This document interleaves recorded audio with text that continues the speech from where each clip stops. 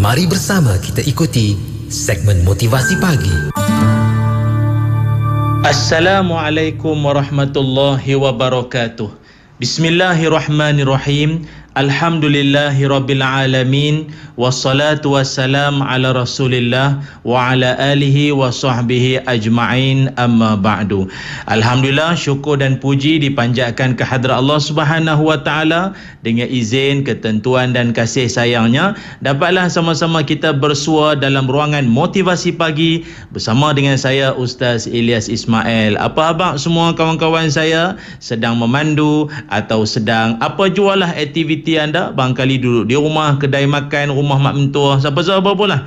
Kan mudah-mudahan perkongsian saya ini akan memberikan manfaat kepada anda, membangkitkan jiwa-jiwa kita yang mungkin selama ini rasa lemah, rasa jiwa makin nurun. Dah. Kita akan kembali bersemangat mudah-mudahan insya-Allah. Kerana perkongsian saya pada kali ini, saya nak berkongsi tentang bangkitlah kembali. Bangkitlah kembali.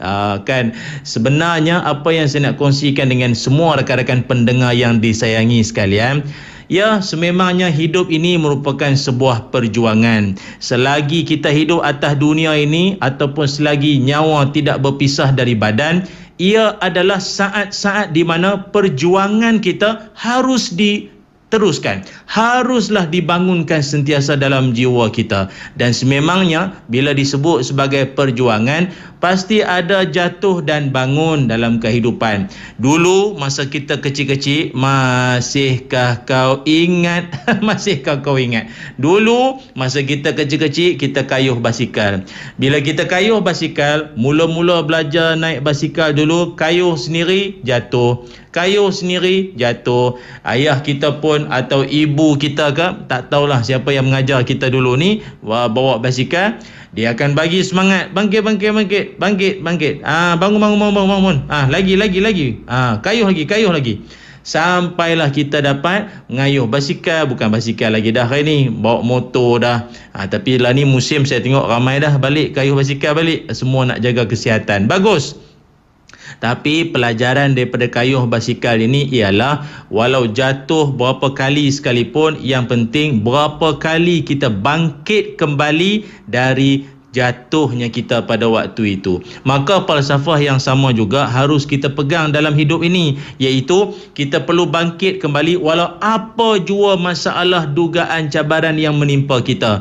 Khususnya kita yang secara global atau di seluruh dunia sedang berhadapan dengan pandemik COVID-19 ini. Ramai di kalangan teman-teman kita yang sememangnya terkesan, ada yang dibuang kerja, ya, diberhentikan kerja beramai-ramai, ada yang tak dapat nak meneruskan perniagaan ataupun perniagaannya tidak serancak dahulu sebelum datangnya COVID-19 ini. Namun bagi kita, selagi hidup perjuangan mesti diteruskan. Saya percaya kita di luar sana, ya kawan-kawan, teman-teman, apabila apa yang kita usahakan tak menjadi, tak berhasil, belajar tak berapa nak cerdik, tak berapa nak cemerlang keputusan, berniaga untung ada tapi tak berapa sangat, lebih teruk asyik rugi memanjang.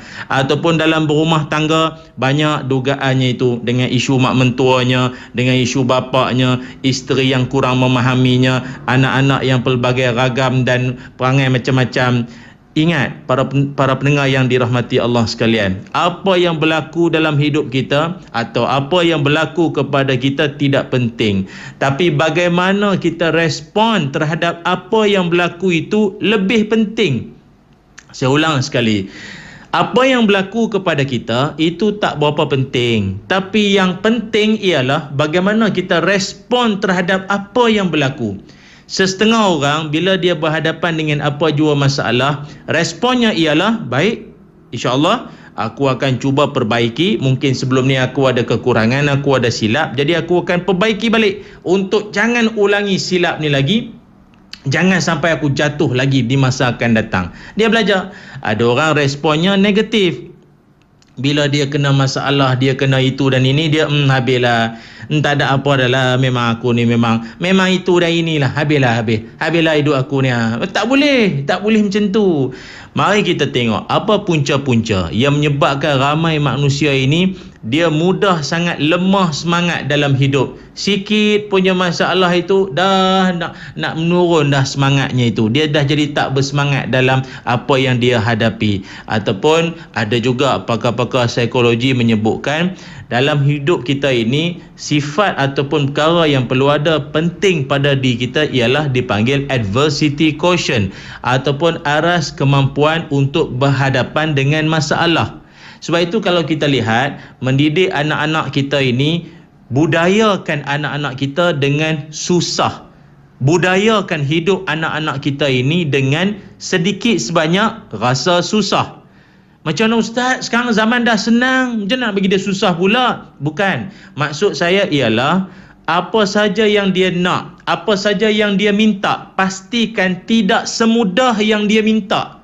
Dia nak itu, dapat. Dia teringin ini, dapat. Jangan begitu. Kalau boleh, biarkan dia rasa, oh nak dapat ni bukan main payah betul. Biar dia rasa payah sikit. Supaya bila dia membesar, dia akan mengerti, malah menghargai setiap apa yang dia dapat. Oh payahnya nak dapat benda ni. Oh susahnya nak dapat benda ni. Ini. Sebab itu kalau orang tua-tua dulu di kampung-kampung kan, ajar susah. Nampakkan pada anak-anak ni ayah ni kerja susah dengan bendang sawah, kebun apa. Kalau dunia hari ni, kalau tidak begitu pun masuk pejabat, balik lewat malam, keluar awal pagi, tidur pun tak menentu, kepala jadi kaki, kaki jadi kepala. Supaya dia memahami bahawa hidup ini tidak semudah yang kita sangkakan.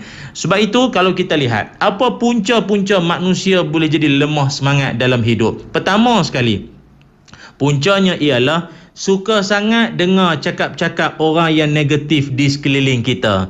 Suka dengar cakap-cakap negatif orang di sekeliling kita. Bahaya perangai macam ni. Payah. Saya dulu adalah ada jugalah kenalan-kenalan kita dulu ni yang dia ni tengah duduk study, tengah duduk belajar baca buku, dan dia pun memang kita akui dia orang susah. Bapa dia pun bukanlah orang senang pun. Tapi tak apalah. Nak buat macam mana kan? Tapi tengah duduk belajar begitu, tengah ramai-ramai study group kita kata kan. Tengah duduk-duduk belajar tu, ayah dia boleh lalu, ayah dia boleh cakap dengan anak dia. Ni, Long, tak payahlah belajar bersungguh sangat. Kita ni memang keturunan tak pandai. Tak payahlah buat. La ilaha illallah. Ada lagi ayah-ayah daripada planet Marih macam ni. Ada cakap macam tu. Sebab itu ada orang, dia lemah semangat. Lebih-lebih lagi yang cakap-cakap benda begitu pula, bapa sendiri yang sepatutnya bagi semangat pada anak. Ingat, pertama sekali, jenis suka dengar cakap-cakap negatif orang di sekeliling kita menjadi punca lemah semangat. Satu. Yang keduanya ialah kerana menganggap kegagalan sebagai satu keburukan. Gagal dianggap ini sebagai satu apa? Keaiban. Alah malu lah aku gagal kan tak jadi. Malu lah berniaga tak untung dulu sibuk cerita dalam Facebook itu ini sekarang dah tak jadi pula. Jangan begitu lah. Kita kan dah sebut tadi, berapa kali jatuh tak penting, yang penting berapa kali kita bangkit daripada jatuh tu.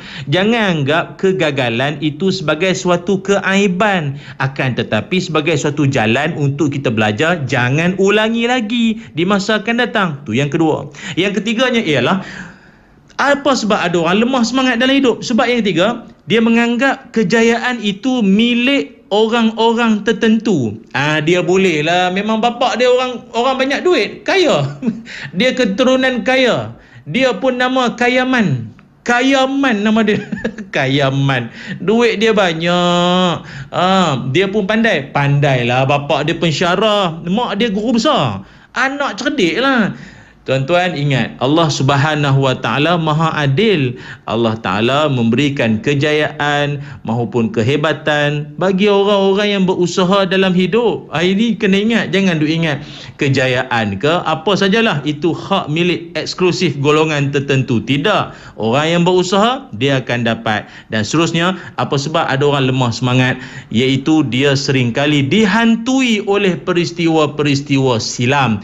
Aku tak berani dulu aku dah kena dah. Jangan begitu. Ingat, yang menjadi dua sebab ataupun dua pencuri kehidupan kita yang banyak merosakkan ramai manusia. Apa? Pertama sekali, penyesalan masa lalu. Kedua, kebimbangan masa depan. Saya ulang, dua pencuri kehidupan kita yang menyebabkan ramai orang jadi resah gelisah dengan hidup. Pertama sekali adalah iaitu kebimbangan masa depan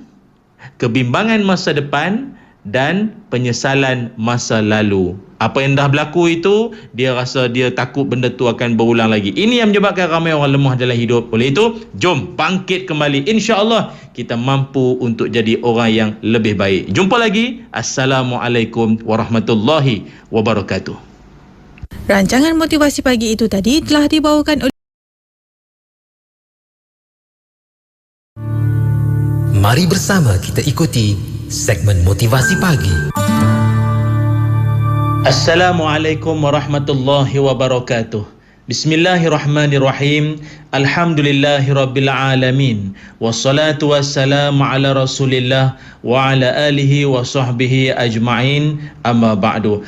Apa khabar semua kawan-kawan saya, rakan-rakan pendengar Radio IKIM, yang saya doakan moga hidup anda berjaya, hidup anda beroleh berkat dan senantiasa apa jua yang anda lakukan mendapat bimbingan taufik daripada Allah Subhanahu wa taala. Jika ada kesulitan, akan adalah jalan keluar ataupun solusi bagi setiap kesulitan yang kita lalui. Amin ya rabbal alamin. Bersama dengan saya Ustaz Ilyas Ismail dalam motivasi pagi kali ini, insya-Allah saya nak berkongsi tentang apakah sifat orang berjaya. Orang berjaya dalam dunia ini memiliki sifat-sifat yang hampir kurang lebih sama di antara mereka. Namun dalam kesempatan ini, izinkanlah saya untuk kongsikan, buat renungan, buat pedoman dan pegangan kita bersama. InsyaAllah boleh menjadikan kita sebahagian daripada orang yang berjaya di dunia, malah yang kita sangat impikan berjaya hingga ke akhirat nanti. Amin ya rabbal alamin. Antara sifat orang berjaya yang boleh kita jadikan sebagai panduan, pertama sekali iaitu orang berjaya ini dia ada satu sikap, iaitu senantiasa merendah diri, tawadhu', being humble, dare to be little, down to earth, apa lagi yang sama maksud dengannya, iaitu orang yang boleh menerima keadaan diri dia, orang yang boleh merendah diri. Ini sifat-sifat orang berjaya. Kerana orang berjaya, kalau dia ada sifat merendah diri, mudah untuk nak meraih ilmu, malah orang suka nak mendekati dia, dan dia senang untuk orang nak berurusan dengan dia, sebab dia seorang yang tidak sombong, orang yang ada sikap suka berkawan dengan orang, merendah diri ini senang untuk nak didekati. Oleh itu teman-teman, renungilah bagaimana sikap ataupun sifat salah seorang ulama yang hebat terkenal, Imam Bukhari rahimahullah. Tercatat dalam sejarah beliau ini pernah satu ketika ketika dia duduk mengajar, selesai daripada kuliah beliau mengajar, habis saja, kemudian beliau ke tandas. Dia ke bilik air. Ingatkan apalah yang dibuat oleh Tuan Imam Al-Bukhari ini. Maka anak muridnya dah ramai orang cari mana Imam Bukhari ni pergi. Rupa-rupanya di tandas. Di tandas tu pula bukanlah sedang qada hajat atau ialah ada urusan lain-lain. Rupa-rupanya tengah membersihkan tandas, tengah cuci lantai tandas. Masya Allah, seorang ulama yang besar, ulama yang hebat, dia cuci tandas. Orang tanya pada Tuan Syekh, kenapalah Tuan nak cuci lantai ni, ada orang dia boleh buat kerja ni semua, kenapa tuan pula yang buat? Kata beliau, tadi ketika aku mengajar, ramai orang suka, ramai orang minat pada kuliah yang disampaikan. Dibimbangi kalau terlintas dalam hati ini rasa yang tak sepatutnya, rasa takjub ke ataupun rasa yang tak sepatutnya, maka inilah cara aku mencuci lantai atau cuci tandas ini untuk mencuci hati.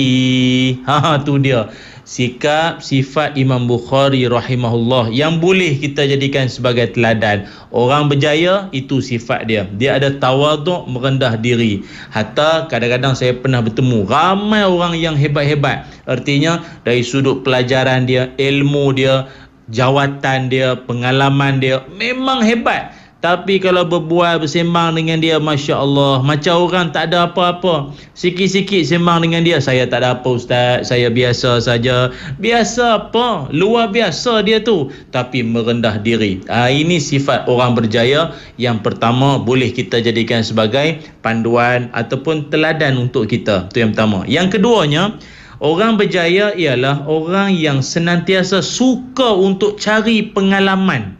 Cari pengalaman, experience. Orang yang suka cari pengalaman ini adalah suatu orang yang sangat berharga. Pengalaman ini, kalau mungkin ada orang tanya, ustaz, penting sangat ke pengalaman dalam hidup? Oi, penting tak penting, nak bagi tahu. Orang yang ada pengalaman ini, dia adalah satu orang sangat bernilai sebab pengalaman adalah guru secara senyap. Pengalaman, dia adalah guru secara diam. Secara diam dia mengajar kita. Lain kali jangan buat macam ni, lain kali buatlah begini, lain kali berhati-hati. Itu pengalaman. Sebab itu kalau orang-orang yang hebat-hebat ini, orang yang memiliki banyak pengalaman ini, dia tersenarai sebagai orang yang disebut ahli hikmah. Ahli hikmah ini salah satunya orang yang ada banyak pengalaman, banyak onak ranjau duri pernah dia lalui, pernah dia tempuhi. Sebab itu kalau dia menyampaikan kata-kata penuh dengan kebijaksanaan, kalau apa yang dia cakap tu, anak muda sekalian, janganlah kalian buat begini, oleh itu buatlah begini. Sebab pengalaman dia dah mengajar dia erti kehidupan. Sebab itu orang yang ada pengalaman ni, orang yang dia tu mahal ataupun tinggi nilai dia itu. Dan kalau kita lihat sendiri, nenek moyang kita, orang tua-tua kita, kalau dia duduk berbual, kadang-kadang dia cakap taklah panjang sangat, tetapi setiap butir kata dia itu membuatkan kita berfikir, merenung panjang. Hebat pengalaman orang lama ini. Itu yang kedua, iaitu cari pengalaman sebanyak mungkin. Kalau kita lihat orang-orang hebat dalam sejarah sekalipun, mereka sanggup mencabar diri untuk meninggalkan keluarga, tinggalkan orang tersayang, sampai pergi ke tempat yang non jauh di sana, hanya semata-mata untuk apa? Satunya untuk tujuan jihad, menyebarkan dakwah dan banyak lagi urusan lain. Tapi salah satunya yang mereka nak sangat adalah mencari pengalaman. Yang mana pengalaman itulah yang mereka curahkan dalam kitab-kitab, yang mereka sampaikan menerusi kuliah-kuliah yang mereka sampaikan. Ini penting, pengalaman. Itu yang kedua. Yang ketiganya ialah sifat ataupun ciri orang berjaya ialah dia ada connection. Connection pula cakap orang putih dengan izin. Dia dia membina atau dia tu sendiri memiliki hubungan baik. Hubungan ini penting dalam hidup kita. Sebab itu dalam kita sebagai orang Islam, hubungan kita dengan Allah ataupun hablum minallah, hablum minan nas, hubungan sama manusia ini perlu dijaga. Ataupun kita yang dalam hidup kita ini tak terlepas daripada hubungan. Macam contoh, kita lihat kita ada telefon, tuan-tuan ada handphone di tangan masing-masing. Handphone tuan-tuan tu dia ada dihubungkan dengan charger. Tempat cas tu charger. Ataupun kereta tuan-tuan pakai kunci ataupun pakai tekan button, tu hubungan. Internet pakai kabel, itu ada hubungan dia. Begitu juga kehidupan. Ada orang mengatakan bahawa hidup ini, kualiti kehidupan bergantung pada kualiti perhubungan. Semakin bagus kualiti perhubungan kita, artinya semakin bagus kualiti hidup kita. Orang yang jaga hubungan dia dengan Allah, orang yang jaga hubungan dia sama manusia, orang yang menjaga hubungan dia sesama makhluk sekalipun, maka dia adalah orang yang berjaya. Dia sangat jaga hubungan ni. Dan menjaga hubungan ni macam-macam cara. Artinya kalau dia nak jaga repo sesama manusia, nak tarik orang agar mendekati dia, macam-macam cara. Ambil hati, ingat tarikh lahir, tarikh-tarikh penting, kawan-kawan, teman, jiran, adik-beradik, saudara mara. Ini membuatkan hubungan tu bagus. Itu yang keberapa? Yang ketiga. Dan yang keempat, orang yang berjaya ini sikap mereka ialah mereka senantiasa melazimkan diri dengan apa? Suka memberi. Suka memberi. Dan kita pun secara peribadi kita akui bahawa orang yang suka memberi ni adalah orang yang akan sangat disukai ramai. Orang suka jalan dengan dia, duduk dengan dia. Akan nanti adalah yang dia belanja, yang dia hadiahkan. balik tak ada tangan kosong kalau jumpa dia. Adalah dia nak bagi, ambil. Dia nak bagilah apa-apa pun. Orang macam ni adalah orang yang hebat. Dia kadang-kadang tak semestinya orang banyak duit, orang kaya. Kalau tak ada dalam bentuk barang sekalipun, ada sajalah yang dia nak tinggalkan untuk kita. Pesanan ke, nasihat ke, apa sajalah. Itu namanya orang yang hebat, orang berjaya. Ada satu kenalan saya dulu, dia area Selangor ni, rumahnya tu. Kalau pergi rumah dia orang susah, bukan orang kaya sangat pun. Tapi kalau pergi rumah dia, balik takkan tangan kosong. Ada saja dia akan bagi biskut raya ke dia bagilah, dia bagi. Pernah sekali tu pergi rumah dia, apa biskut tak ada pasal dah raya dah lama habis. Dia bagi juga duit raya dekat anak-anak kita ni. Dengan kita pun niat bagi juga. Dia nak bagi juga, orang susah, dia nak bagi juga duit raya. Kata dia, "Kak, tak payahlah bagi kami semua ni. Alhamdulillah Allah bagi rezeki, duit ada. Akak tu jaga ni, duit ni akak simpan lah." Dia kata, "Ustaz, akak pun nak pahala." Dengan pahala kita pun lemah, tak apalah begitu. Tapi memang orang macam ni, dia berjiwa besar. Jadi begitu, para pendengar sekalian, jom sama-sama kita jadi orang yang memiliki sifat-sifat orang berjaya. InsyaAllah dunia kita berjaya, akhirat kita bahagia. Jumpa lagi. Assalamualaikum warahmatullahi wabarakatuh. Kucing 90.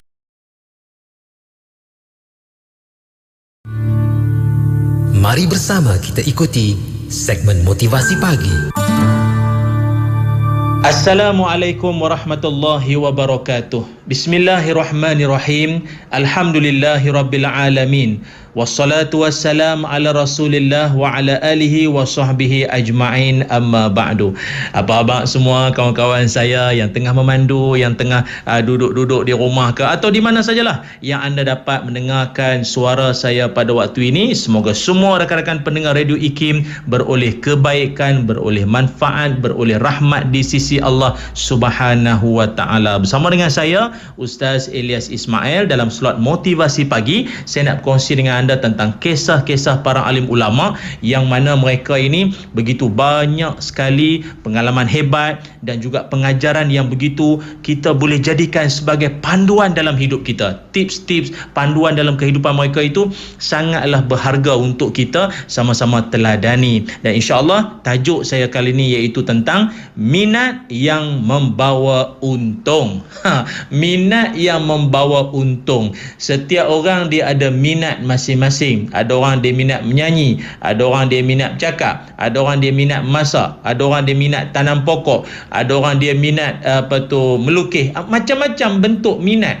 Setiap orang tu dia ada minat yang tersendiri. Namun ada setengah minat yang boleh membawa untung. Ada setengah minat tak ada untung pun, dia syok sendiri ya. Tapi ada setengah minat dia boleh membawa keuntungan.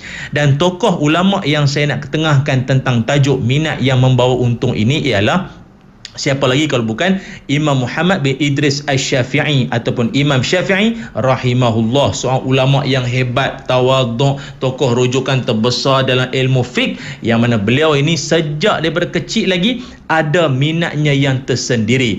Imam Syafi'i rahimahullah pernah bercerita, kata beliau, sejak daripada kecil aku sangat minat, aku sangat cinta pada dua perkara. Tu dia. Apa dia ni kawan-kawan semua? Dua perkara yang sangat dicintai oleh Imam Syafi'i sejak daripada kecil. Apa dia? Iaitu memanah dan menuntut ilmu. Memanah dan menuntut ilmu.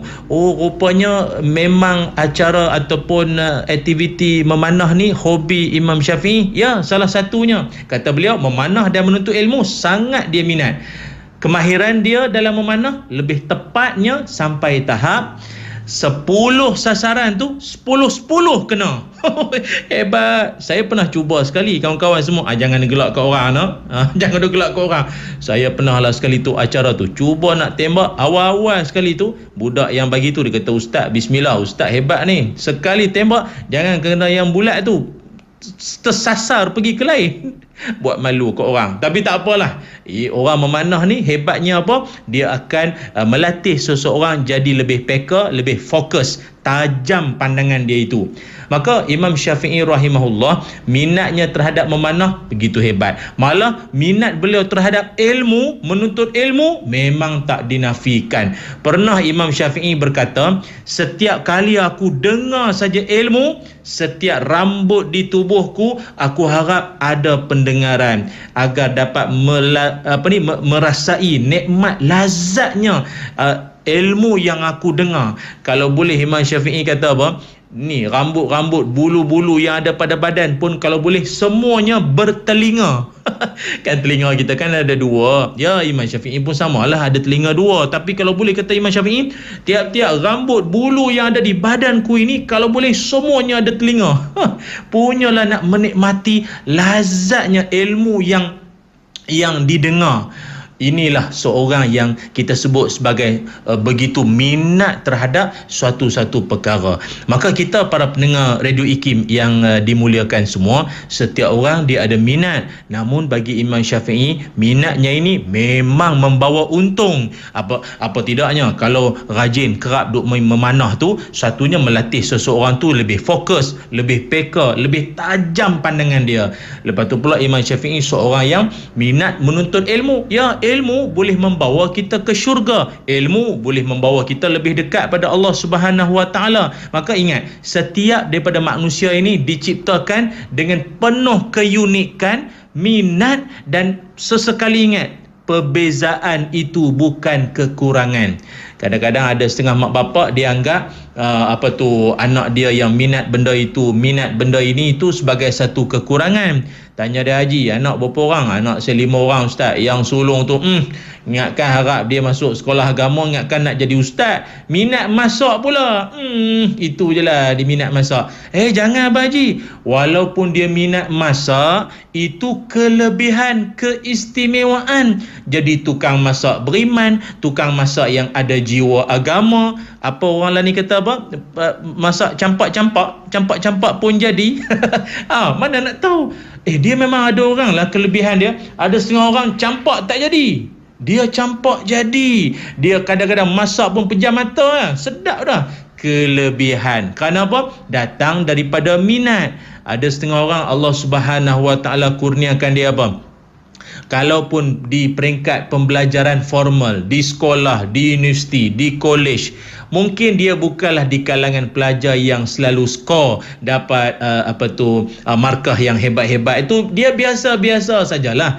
Tetapi Allah Ta'ala Maha Adil. Rezeki Allah bagi pada bakat, minat dia melalui jalan lain. Kadang ada orang belajar tak berapa nak tinggi, hebat sangat, tapi pandai tanam pokok. Pandai pula dia tahu nak kahwinkan pokok tu, bunga itu ini. Pandai dia.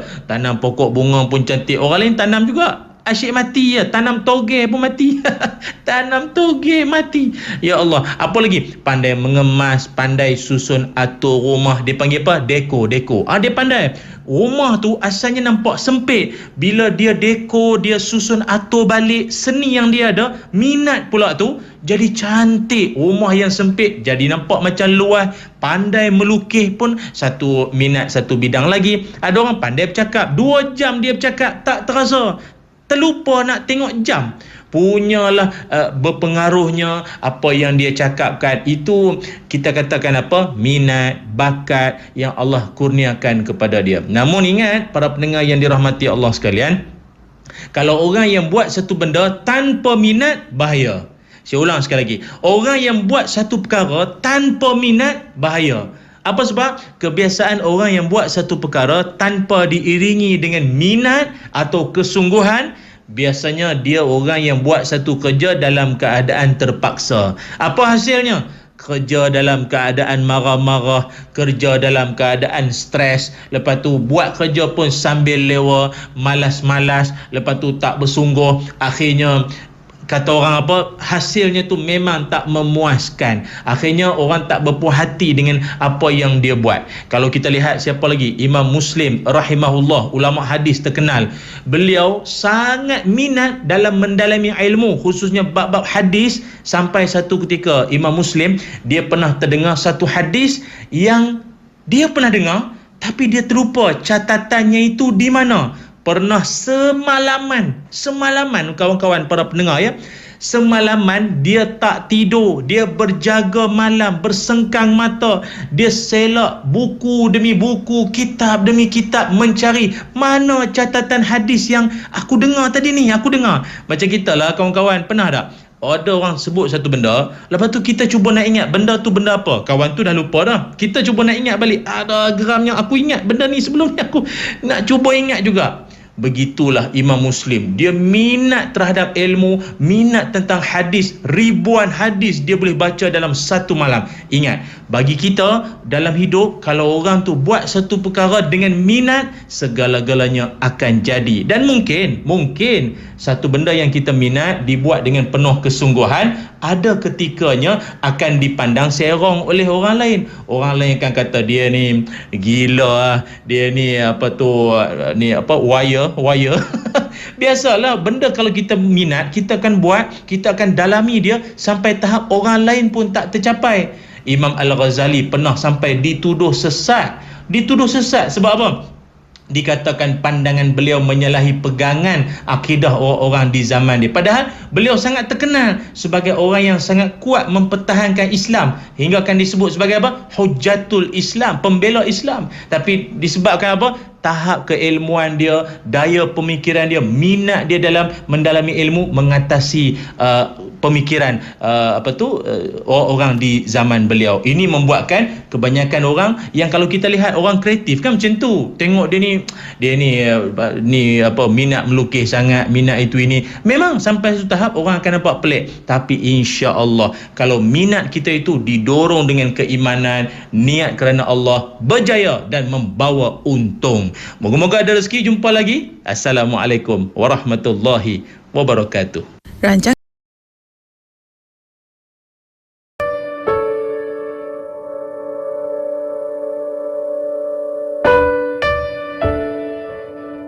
ada benda yang tidak boleh diberikan oleh kemasyhuran. Ada benda yang tidak boleh diberikan oleh wang dan kekayaan. Ada benda yang menyebabkan manusia ini kalau dia tak ada benda itu, maka dia nak, kalau boleh hari ini juga aku nak mati. Dia tak mampu lagi nak hidup walau sampai pada hari esok. Maknanya Masya Allah, dunia ni sakit, dunia ni kaca, dunia ni seperti sekam yang masuk dalam paru-paru kita, seperti kaca-kaca yang masuk dalam seluruh rongga-rongga kita. Sakit sehingga kita tak mampu nak hidup sampai pada hari esok pun. Rupanya yang tidak adalah ketenangan. Mungkin kita ada hiburan, mungkin dia ada kekayaan, tetapi dia tidak mendapat ketenangan. Rancangan motivasi pagi ini dibawakan oleh Telekong Siti Khadijah. Dah tawan hati yang tersayang? Hadiahkan Telekong SK kepada yang tersayang. Kunjungi butik SK atau layari sitihadijah.com. Siti Khadijah, lambang cinta abadi. Mari bersama kita ikuti segmen motivasi pagi. Assalamualaikum warahmatullahi wabarakatuh. Bismillahirrahmanirrahim. Alhamdulillahirabbil alamin. Wassalatu wassalam ala Rasulillah wa ala alihi wa sahbihi ajma'in, amma ba'du. Apa khabar semua rakan-rakan pendengar Radio IKIM? Yang saya doakan semoga anda dalam keadaan ceria, dalam keadaan bahagia, dalam perjalanan nak menuju kerja, ataupun mungkin ada yang baru balik kerja, ataupun apa jua aktiviti yang sedang anda lakukan, semoga semuanya beroleh barakah di sisi Allah Subhanahu wa taala. Amin.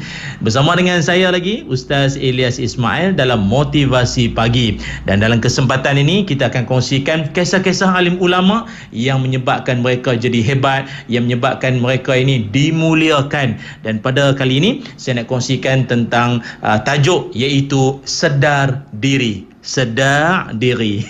Sedar diri. Tokoh yang saya nak kongsikan kisah riwayat hidupnya berkait tentang sedar diri kali ini ialah Imam Abu Hasan Al-Mawardi. Imam Abu Hasan Al-Mawardi seorang ulama besar mazhab Syafi'i di Basrah pada abad ke-5 Hijrah dulu. Beliau sangat terkenal lah, banyak menghasilkan buku-buku kitab rujukan, sangat berkualiti bidang fiqh, tafsir, politik Islam, adab, dan banyak lagi lah. Dan salah satu kisah yang boleh saya kongsikan dalam waktu ini. Pernah satu ketika Imam Al-Mawardi cerita, aku pernah menulis sebuah buku berkenaan tentang hukum jual beli, dan aku kumpulkan bahan-bahan dia dari pelbagai macam buku rujukan, dan setiap perbahasan aku kaji dengan bersungguh-sungguh kajiannya itu. Dan bila selesai saja penulisan ataupun menghasilkan buku tersebut, kata Imam Al-Mawardi, aku rasa kagum dengan diri aku ni sampai aku sangka aku jadi orang yang paling menguasai tentang perbahasan ini. Tiba-tiba adalah dua orang lelaki Arab Badui datang ke majlis Imam Al-Mawardi, dan dua lelaki Arab Badui itu dia tanyalah satu tentang hukum sebuah akad bersyarat yang berlaku di kampung mereka lah. Akad tu dia mengandungi 4 permasalahan. Dan kata Imam Al-Mawardi, aku tak dapat jawab satu pun daripada 4 masalah yang diajukan tu. Lalu kata Imam Al-Mawardi, aku menunduk sambil memikirkan keadaan diriku, kan, tak dapat nak jawab 4 soalan Arab Badui ni tanya. Loh, tokoh ulama hebat menghasilkan kitab, tak dapat nak jawab soalan.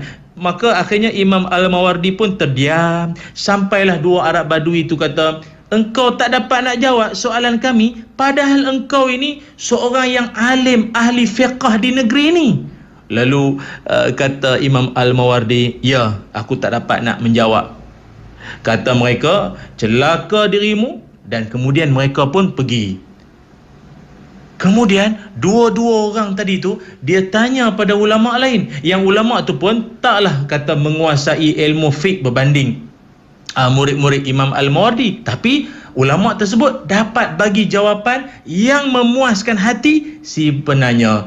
Peristiwa ni membuatkan Imam Al-Mawardi kata, ini merupakan nasihat, peringatan bagi aku supaya aku selalu kawal ego dan tundukkan keangkuhan.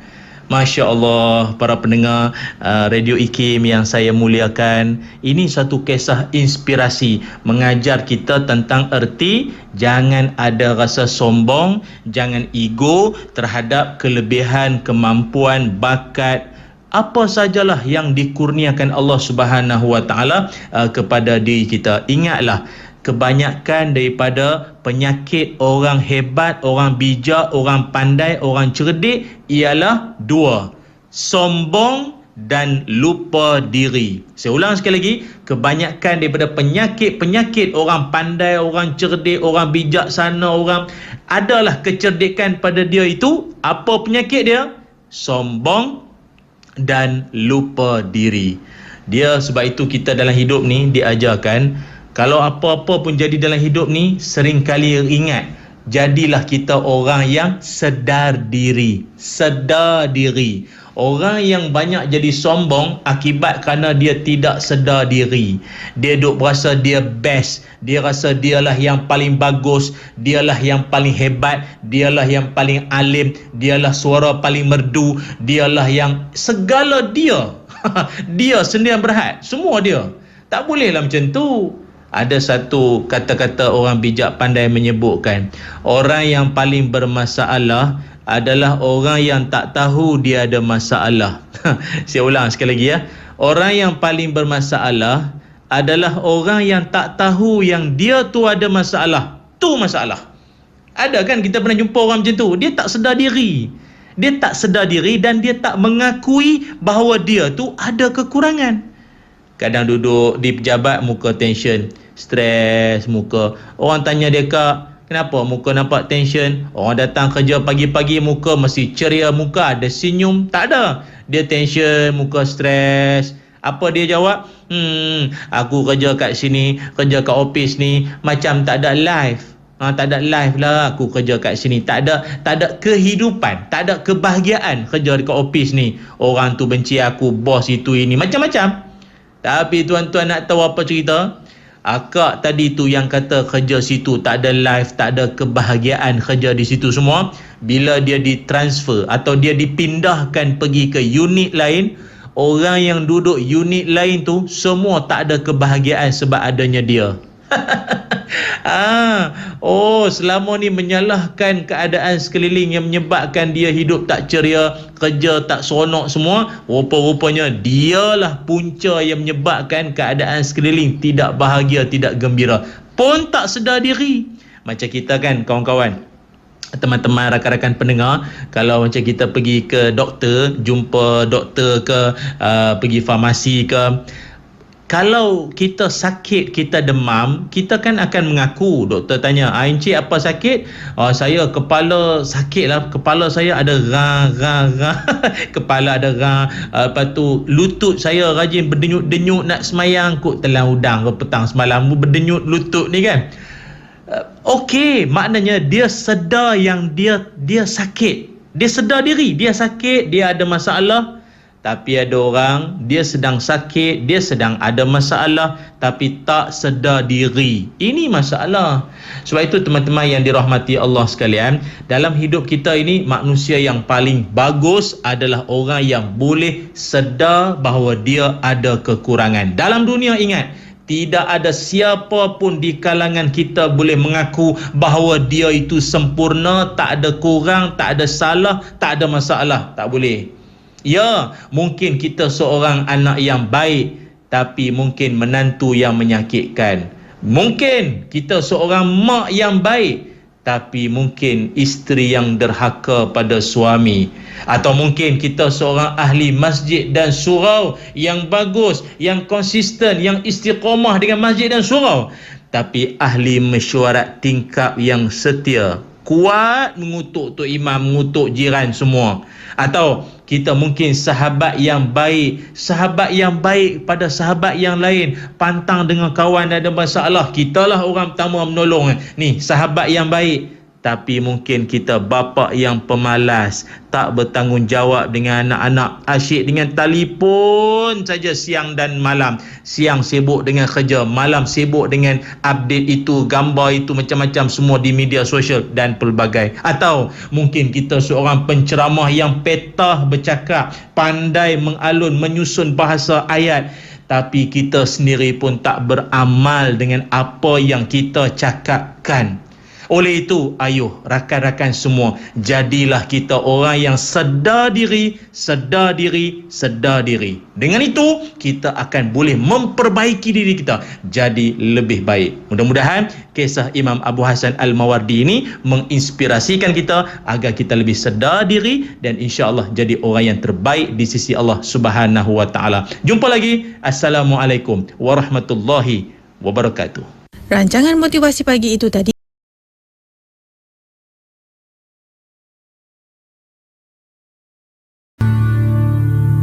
Mari bersama kita ikuti segmen motivasi pagi.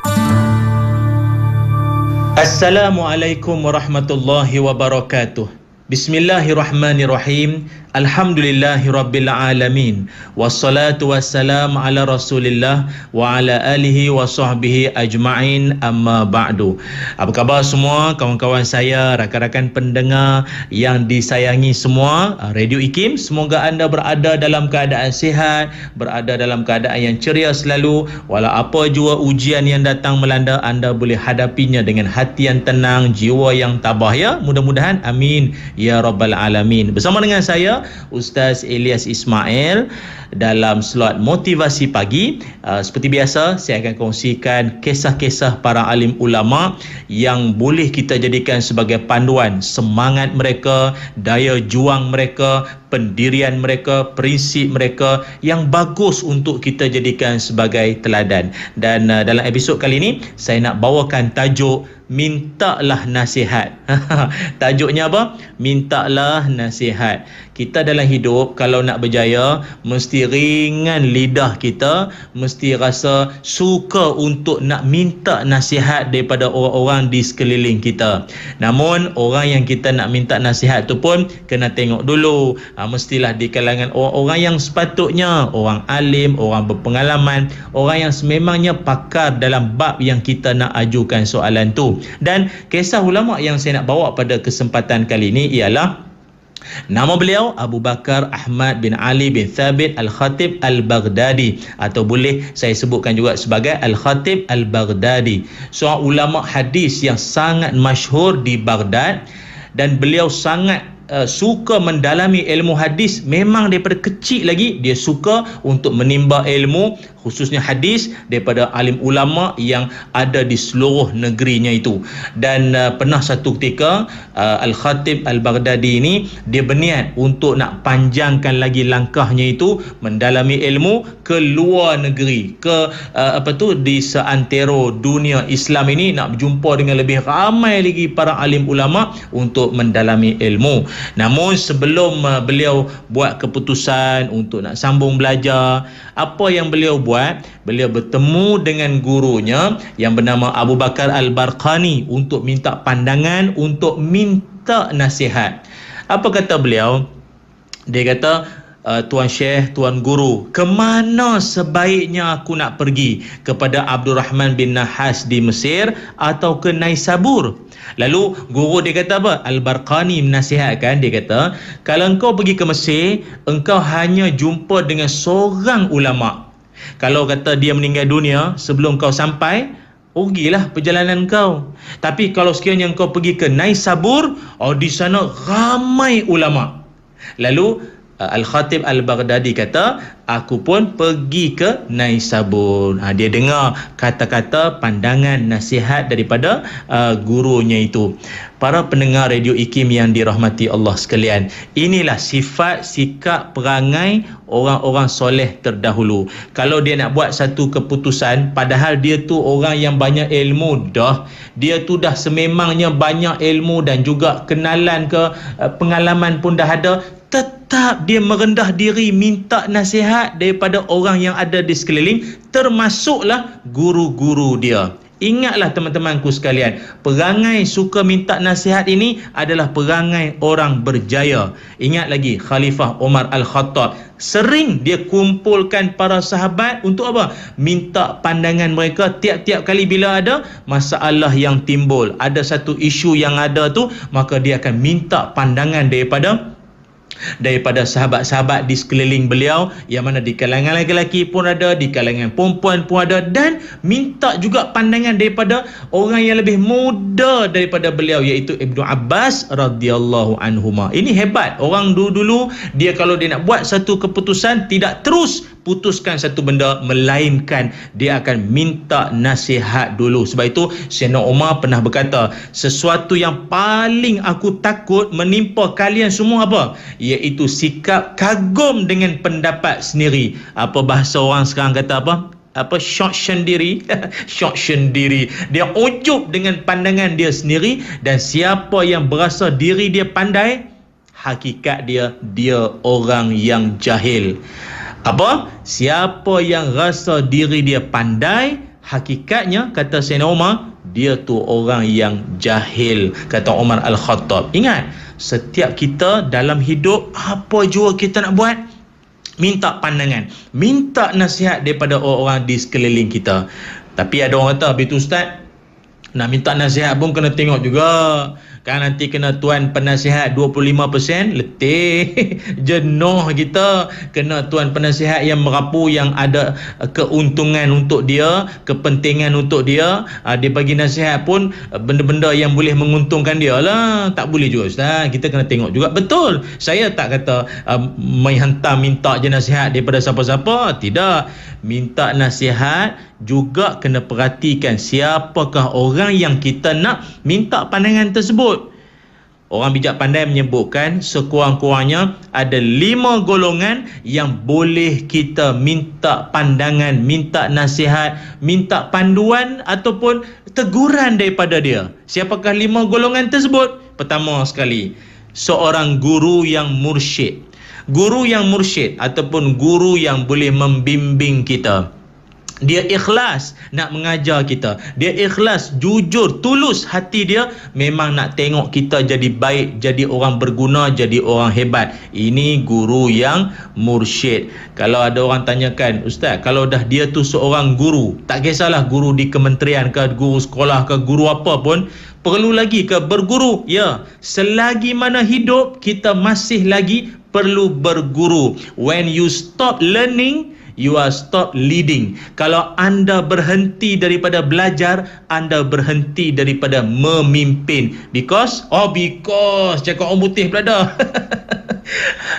Kerana apa? Kerana the good leader ataupun a good leader, sebaik-baik pemimpin is a good learner. Seorang pemimpin yang bagus adalah seorang pelajar yang terbaik. Artinya, setiap kita kan pemimpin, jadi setiap kita perlu jadi seorang yang pelajar, sentiasa belajar, sama ada secara formal maupun tak formal. Belajarlah daripada keadaan sekeliling kita ini. Itu yang pertama, guru yang mursyid. Yang kedua, belajarlah dengan ataupun mintalah nasihat daripada ahli hikmah maupun orang-orang yang dah memang berpengalaman, kok baru nak berumah tangga, baru nak nikah.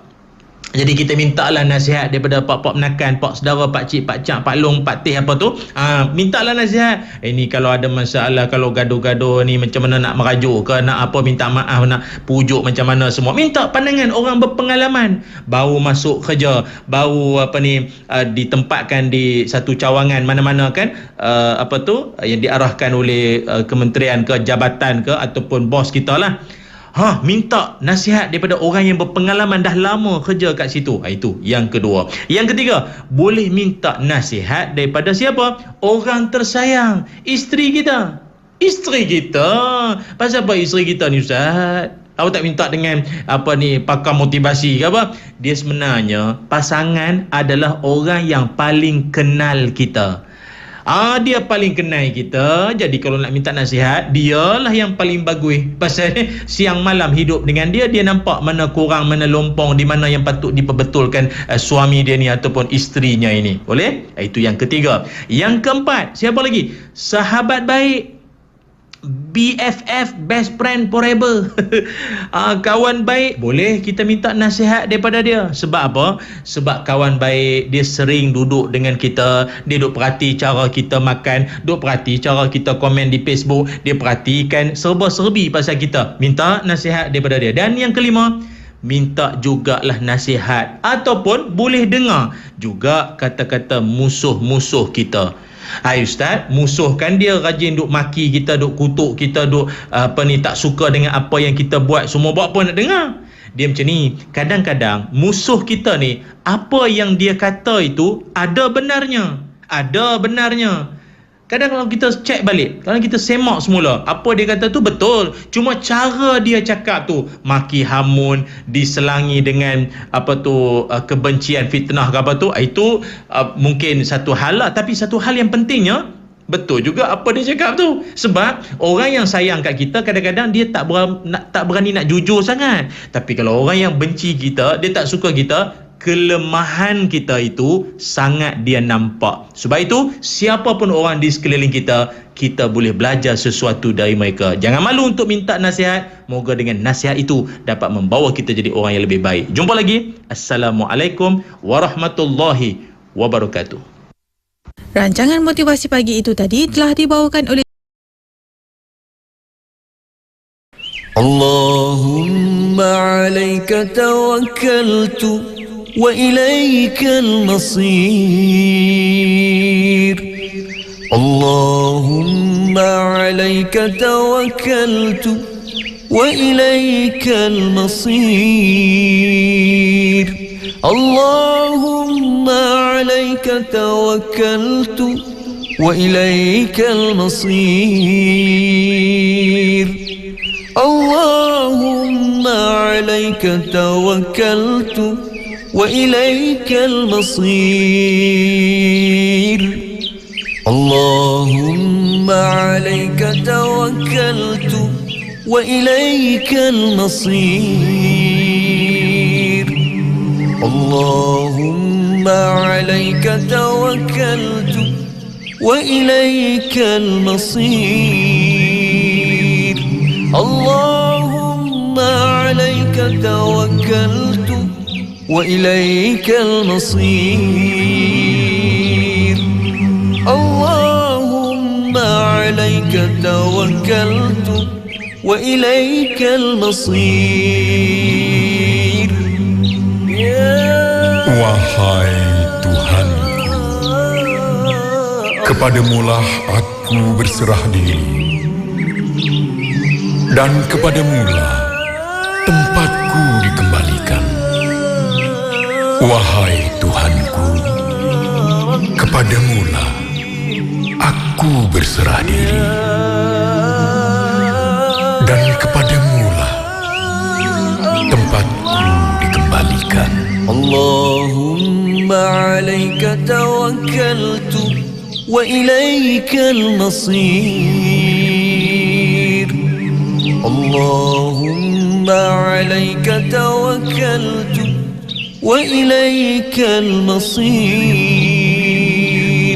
اللهم عليك توكلت وإليك المصير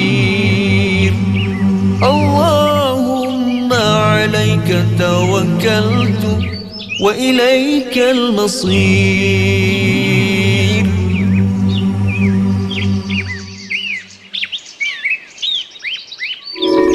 Melaka 89.5 FM. Mari bersama kita ikuti segmen motivasi pagi. Assalamualaikum warahmatullahi wabarakatuh. Bismillahirrahmanirrahim. Alhamdulillahirabbil alamin wassalatu wassalamu ala Rasulillah wa ala alihi wa sahbihi ajma'in, amma ba'du. Abang-abang semua, kawan-kawan saya, semoga anda semua dirahmati Allah dan mendapat kebaikan, mendapat rahmat, dan setiap urusan anda beroleh berkat senantiasa ya. Amin ya rabbal alamin. Seperti biasa bersama dengan saya Ustaz Ilyas Ismail dalam Motivasi Pagi di Radio IKIM. Terima kasih kerana anda sudi mendengarkan saya saban hari, saban pagi maupun petang, kerana saya akan kongsikan macam-macam pengisian yang ianya berkait dengan kehidupan para alim ulama terdahulu yang hidup mereka ini syarat dengan pengajaran maupun panduan buat kita pada hari ini. Dan tajuk pada kali ini ialah tentang muliakan mereka. Muliakan mereka.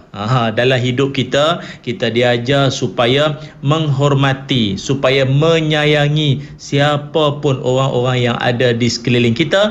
Tak kisahlah sama ada dia golongan warga emas, warga perak, warga gangsa ataupun golongan muda, orang alim, orang berilmu, orang yang mungkin tak sekolah, siapa pun kita mesti menyayangi, kita mesti menyantuni mereka dengan sebaiknya. Dan tokoh ulama yang saya nak kongsikan pada kesempatan kali ini ialah beliau yang saya maksudkan ialah Syekh Ishaq bin Ibrahim Al-Hanzali, seorang ulama besar berasal dari Khurasan, yang beliau juga merupakan seorang pakar dalam hadis. Satu ketika kisah menarik tentang beliau. Syekh Ishaq ini dia pergi nak menziarahi seorang sahabat yang sakit, dan bersama-sama dengan beliau adalah seorang yang bernama Yahya bin Yahya. Pada ketika itu mereka nak pergi ziarah sahabat yang sedang sakit tu. Bila sampai saja depan pintu rumah orang sakit tu, Syekh Ishaq ni dia berundur. Pasal apa? Bila dua-dua serentak sampai depan pintu rumah, maka salah seorang sajalah masuk terlebih dahulu. Jadinya Syekh Ishaq ni dia berundur dan dia persilakan Yahya untuk masuk terlebih dahulu. Dia persilakan Yahya masuk dululah. Masya Allah, teman-teman, kawan-kawan yang saya muliakan, isu nak masuk siapa dulu pun saling memuliakan, saling mendahulukan, saling menghormati. Apa kata beliau? Dia kata dia mempersilakan kepada Yahya untuk masuk terlebih dahulu. Namun Yahya menolak. Dia kata, anda lebih layak masuk terlebih dahulu. Kata Syekh Ishaq, dia kata, wahai Abu Zakaria, ataupun Yahya tadi tu, tuan lebih layak masuk dulu sebab tuan lebih tua daripada saya. Masuklah dulu. Kerana tuan lebih berpengalaman, orang lama, masuklah dulu. Namun Yahya dia jawab, benar, aku lebih berumur, aku lebih tua daripada kamu. Akan tapi kamu ni lebih berilmu daripada aku. Akhirnya Syekh Ishaq pun dia melangkah masuk terlebih dahulu. Ini merupakan suatu adab yang sangat mulia, patut kita jadikan sebagai teladan dalam hidup kita hari ini. Saling duk berlawan sila. Sila. Masuklah dulu, awak kan orang lama, orang banyak pengalaman, hidup dah lama, masuk dulu. Namun kata orang lama tadi, dia kata, kamu masuk dulu, kamu kan banyak ilmu. Saling hormat, saling memuliakan, inilah adab dalam Islam yang patut sebenarnya dijadikan sebagai budaya. Kawan-kawan, kalau mungkin yang sedang memandu kereta pada waktu ini, anda cuba tengok di kiri dan kanan kita. Kereta banyak di depan, yang tepi kalau tengah sangkut dalam jam lah, ataupun yang tengah beratur panjang nak bayar nak ke tol tu kan. Cuba tengok berapa ramai di kalangan kita yang ada sifat untuk sedia mempelawa orang pergi dulu, ataupun kalau tak pelawar sekalipun, dia boleh izin, dia boleh bagi laluan orang lain masuk dulu. Dia kata tak boleh, aku dah lewat dah ni, siapa suruh lewat, nak bagi korang masuk pula ni depan, tak ada masa, tak ada hari. Tak apalah, ini cerita tentang adab. Maknanya boleh dijadikan muhasabah kita, sejauh mana kita ini mampu untuk mengamalkan adab yang mulia dalam kehidupan kita, dalam suasana hidup bermasyarakat. Sebab itu kita ini dalam agama, kita diajar tentang adab ini, disebutkan berkait tentang adab terlalulah banyak sekali. Imam Bukhari ada mencatatkan 250 hadis tentang adab, dan ada kitab yang bernama Adabul Mufrad. Imam Abu Daud ada menuliskan ataupun mencatatkan 500 hadis tentang adab. Imam Ibn Hibban juga ada mencatatkan 670 hadis tentang adab. Dan kitab-kitab ulama-ulama terdahulu, sebagai contoh Imam Baihaqi ada kitabnya Al-Adabun Nabawi. Siapa lagi? Imam Abu Bakar, Akhlaqul Ulama. Banyak lagi hadis-hadis tentang adab, kitab-kitab yang syarat menyebut, membangkitkan isu-isu tentang adab yang perlu diketengahkan dalam masyarakat kita pada hari ini. Sebab itu Imam Malik, dia kata, ibu aku ketika suruh aku duduk belajar dengan Rabi'ah bin Abi Abdurrahman, kata ibu aku, fata'allama adabi qabla ilmihi, belajarlah adab dulu sebelum ilmunya. Belajarlah adabnya dulu sebelum ilmunya. Artinya orang yang memiliki adab yang baik, ilmu tu nanti dia akan jadi berkat. Ilmu akan jadi berkat. Saya minta maaf lah ya, kawan-kawan, rakan-rakan pendengar. Pengalaman kita bertemu dengan ramai manusia, ramai orang di sekeliling kita ini banyak mengajar kita lah tentang erti menghormati, tentang erti memuliakan orang, dan erti siapalah kita atas muka bumi ini. Adalah sahabat kita cerita, ada satu orang hamba Allah ni, dia memang jawatan tinggi, pangkat besar. Pangkat besar. Besar pangkatnya itu, jawatannya tinggi. Satu hari adalah orang daripada company ataupun kita kata daripada agensi lain lah, datang nak melawat ataupun nak buat kunjungan hormat. Lalu orang yang pangkat tinggi, bos besar ni, dia boleh tanya dengan pembantu dia. Dia tanya dengan pembantu dia, ni yang nak datang melawat, nak buat kunjungan aku ni, dia ni pangkat apa? Dia ni pangkat apa? Boleh tanya kawan yang nak datang buat kunjungan, nak melawat kawan ni. Boleh tanya kawan tu apa jawatan dia, apa pangkat dia. Ya Allah, itu pun mau tanya ke? Kita ini semua manusia sama saja tau. kita sama sahaja, bezanya cuma amalan kita. Engkau dan juga aku saling perlukan. Cukuplah tu. Panjang-panjang dia jadi lain dah nanti, tak jadi motivasi pagi dah. Kawan-kawan, ada orang macam ni ya. Mana ada boleh membangkitkan isu kawan tu jawatan apa, pangkat apa. Ingat, kita hidup ini kena ada sifat hormat orang lain, ada akhlak yang baik. Orang tua-tua kita dulu sering mengajarkan kita, masuk kampung orang bawa ayam betina jalan di tepi-tepi, benang arang orang jangan dipijak-pijak, duduk di tepi tangga. Itu dia ajarkan. Mandi di hilir orang, berdiri di luar gelanggang. Kalau kaki belum bertaji, gelanggang orang jangan diuji.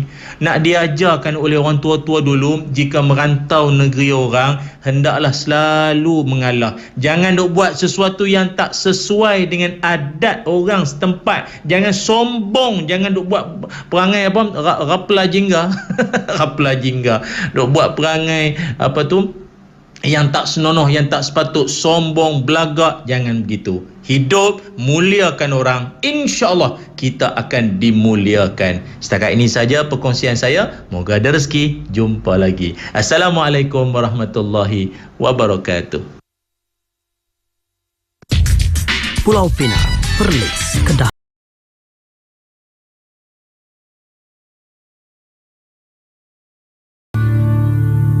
Mari bersama kita ikuti segmen motivasi pagi. Assalamualaikum warahmatullahi wabarakatuh. Bismillahirrahmanirrahim.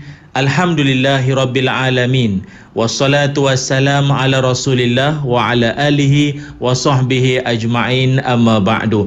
Alhamdulillah, syukur dan puji dipanjatkan ke hadrat Allah Subhanahu wa taala.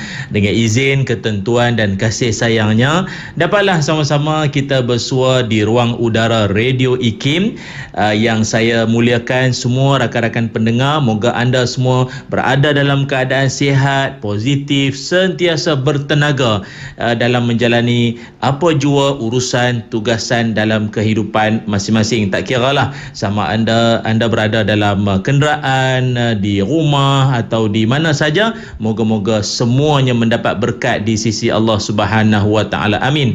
Bersama dengan saya seperti biasa Ustaz Ilyas Ismail dalam Motivasi Pagi, dan kita akan kongsikan tentang kisah-kisah para alim ulama yang hidup mereka ini cukup berinspirasi untuk kita jadikan sebagai teladan dalam hidup kita yang penuh dengan cabaran ini. Dan tajuk pada kali ini saya nak kongsikan iaitu fokus dalam hidup. Fokus dalam hidup.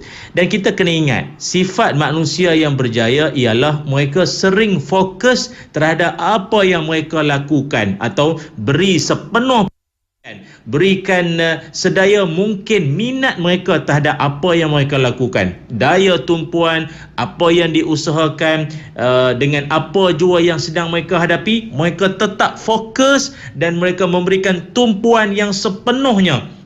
Khususnya kerja yang diamanahkan, tugas yang diberikan, dia akan laksanakan dengan penuh minat, dengan penuh kesungguhan dan fokus.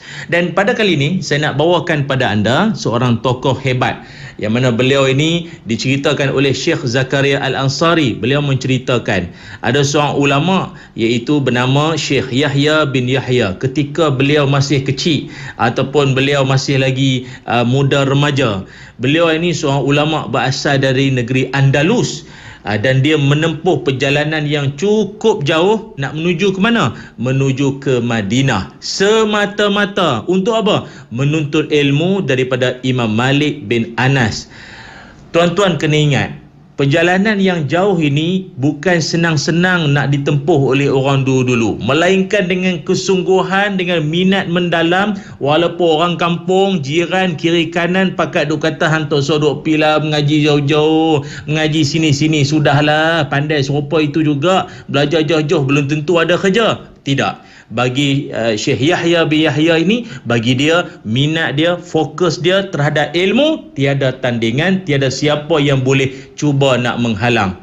Apa yang menariknya, ketika Syekh Yahya ini dia menuntut ilmu, belajar dengan Imam Malik, ilmu hadis, fiqh dan ilmu akhlak dan banyak lagi. Satu ketika dalam majlis Imam Malik ini, Syekh Yahya ketika dia duduk dalam majlis ilmu tu, tiba-tiba melintas seekor gajah. Melintas seekor gajah di hadapan majlis ilmu yang sedang berlangsung, yang disampaikan oleh Imam Malik tu. Tiba-tiba ada gajah lalu. Bila gajah tu lalu, biasalah binatang yang jarang-jarang terlihat di negeri Arab ni, apatah lagi di Madinah ni pula, membuatkan ramai anak-anak murid, student yang tengah duk belajar menuntut ilmu. Jadi terkejutlah, terkejut. Lepas tu rasa macam nak pergi tengok. Tu dia gajah. Gajah fil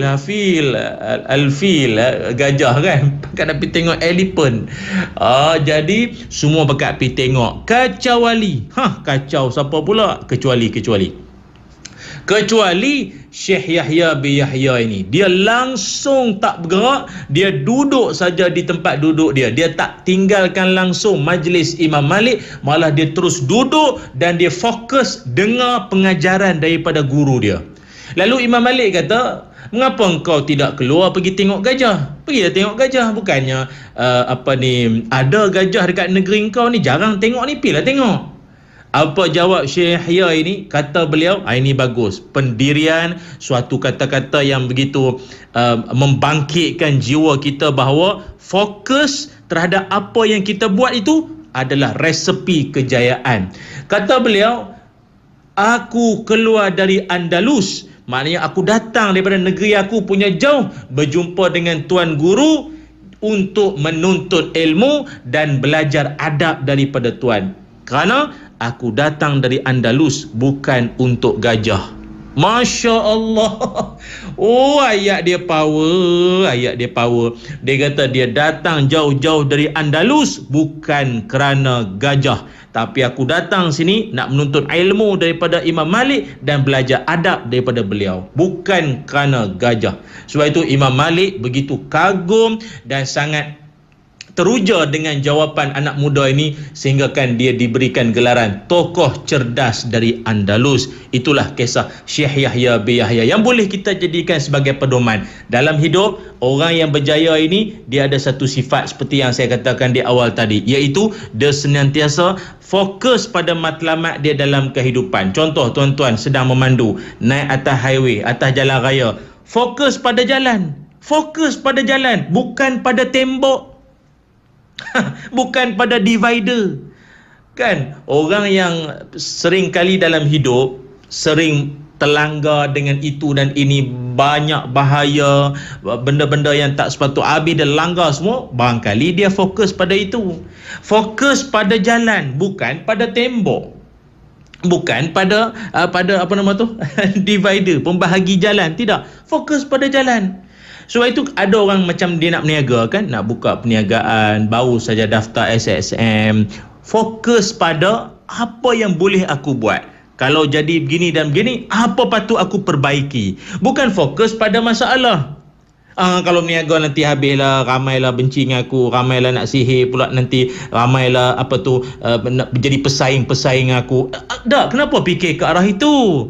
Habislah aku nanti kalau musim-musim sekarang dengan wabak lagi ni, berniaga ni okey tak okey, aku pun online tak pandai sangat, nak pacak kedai pun tak boleh, permit tak. Jadi fikirkan masalah, akhirnya tak menyelesaikan apa-apa. Fokus pada jalan, fokus pada penyelesaian, bukan fokus pada masalah. Inilah sifat orang berjaya, iaitu dia tahu apa dia nak, dan kalau sekiranya berlaku kekangan, berlaku dugaan dan cabaran, dia tahu macam mana untuk nak memperbaiki balik keadaan itu. Kebanyakan manusia hari ini sering mengalami masalah hilang fokus. Dia ada satu penyakit, dia dipanggil sebagai attention deficit disorder, ataupun penurunan tahap tumpuan, ataupun penurunan tahap fokus. Dia tak mampu nak fokus, tak boleh. Banyak benda, 2-3 di kiri kanan, dia tak boleh fokus dah. Dia tak boleh nak bagi tumpuan dah. Contoh, kadang-kadang terlalu banyak sangat fikir tentang urusan keluarga, urusan anak-anak, tempat kerja, jawatan yang dia pegang, urusan dengan kejiranan. Akhirnya dia tak mampu nak urus ni semua. Ingat, orang berjaya, orang hebat, dia mampu untuk urus emosi dia. Aku sekarang berada di rumah, hal rumah yang patut aku fikirkan. Dah, tempat kerja jangan terbawa-bawa hal emosi tempat kerja, bawa balik ke rumah. Nak-nak pula duk bergaduh dengan bos, lepas tu muka mak mentua pula macam bos. Tak selesai masalah. Ada bawa penyakit bawa balik ke rumah pula. Jangan. Selesai. Di rumah, cerita di rumah. Itu yang kadang kita tengok ramai anak-anak hilang tempat nak bermanja-manja. Akibat baru nak bermanja dengan ayah. Sana. Ayah sibuk ni. Banyak kerja tak siap lagi. Esok nak presentation lagi. Esok nak kena ada meeting lagi. Pagi-pagi nak kena keluar. Habis. Anak baru nak menumpang kasih, nak menumpang kasih pula apa? Nak berkasih sayang. Baru nak bermanja-manja, dah kena marah-marah. Akhirnya, anak-anak pun terabai, kita tak mampu lagi nak fokus. Di tempat kerja pun kita seolah-olah tidak dapat memberikan kerja yang terbaik. Dengan ahli keluarga pun seolah-olah kita mengabaikan kasih sayang, hati nurani mereka yang dahagakan pelukan, belayan daripada seorang ayah maupun seorang ibu. Maka ingat, lebih dahsyat lagi apabila sekarang ni kita disibukkan lagi dengan gadget, media sosial, Facebook, Instagram, Twitter, WhatsApp lagi. Dan ini pun menyebabkan ramai orang tidak mampu fokus dalam hidup. Apatah lagi tengah memandu. Jangan memandu sambil duk pegang telefon, bang. Ingat, nyawa ini amanah dari Allah.